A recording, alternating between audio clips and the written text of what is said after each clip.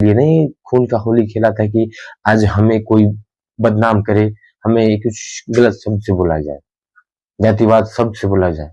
हमारे बाप दादा ने इसलिए खून का होली नहीं खेला था, आजादी में इसलिए भाग नहीं लिए थे कि कोई आज हम आकर कुछ शब्द बोले, कुछ हमको बोल कर चला जाए। ये बोला कौम के लिए वो कुछ नहीं किए, बस देश दुनिया के लिए बहुत कुछ किए हैं।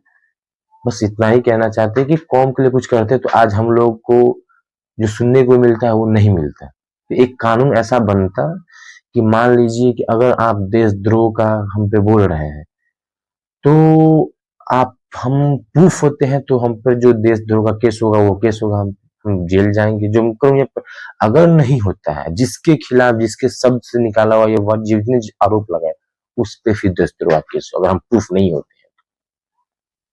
ये कानून होना चाहिए था। जैसे एक मोदी जब ये कानून लाए हैं यूजीसी, उसी तरीका से एक मुसलमान भाई के भी कानून बनना चाहिए। अगर कोई भी नेता हो या कोई भी ऐसा आम पब्लिक हो, अगर कोई किसी को जातिवाद शब्द या मतलब आतंकवादी शब्द से प्रयोग करता है, अगर उसका वीडियो एविडेंस है, वो गलत बोला है, तो उस पर कानूनी कार्रवाई होनी चाहिए।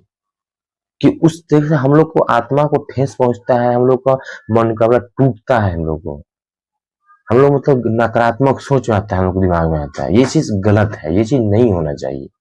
अगर किसी को आप पीछे समझा क्या समझा, जिस कौम का आदमी देश दुनिया में मिसाइल इतना, हमारा बुजुर्ग ने इतना कुर्बानी दी, खून का होली खेला, आज उस कौम को आप आतंकवादी कहते हो, देशद्रोह कहते हो, हमारे देश का सर्टिफिकेट मांग रहे तुम देश के हो कि नहीं हो, बताइए। ये सब गलत है, ये सब नहीं होना चाहिए। ये सब आत्मा को ठेस पहुंचता है, ये सब चीज देखने के बाद आदमी के नकारात्मक सोच जाता है, दिमाग में फिर आता है। तो इसीलिए हम बोलते हैं कि आप थोड़ा मोदी जी से हम अनुरोध करते हैं कि हम लोग थोड़ा ध्यान दीजिए कि हम लोग को भी कानून बनाइए आप, जिसमें कोई मुसलमान भाई को अगर देशद्रोह बोला जाता है, तो अगर वो होता है, साबित होता है, तो उसको कानूनी कार्रवाई कीजिए, सलाखों के पीछे डालिए, इसमें हम सहमत हैं। अगर कोई फंसाने के लिए बोला जाता है, उसको मतलब मनोकामना तोड़ने के लिए बोला जाता है, तो उसे कानूनी कार्रवाई करना होना चाहिए और उस पे देशद्रोह का केस लगे, वो सलाखों के पीछे रहे। कि इस तरह के मानसिकता के लोग मतलब बाहर रहने के लायक नहीं है। हम मोदी जी से हाथ जोड़ के विनती करते हैं कि आप हमारी बातों को थोड़ा समझे और थोड़ा सा मतलब आप बिहार के हम भी हैं, बिहार की तो आप बहुत कुछ आते हैं, इलेक्शन में तो बहुत कुछ बयानबाजी होता है, बट थोड़ा जमीनी स्तरीय मुद्दे पर थोड़ा काम कीजिए।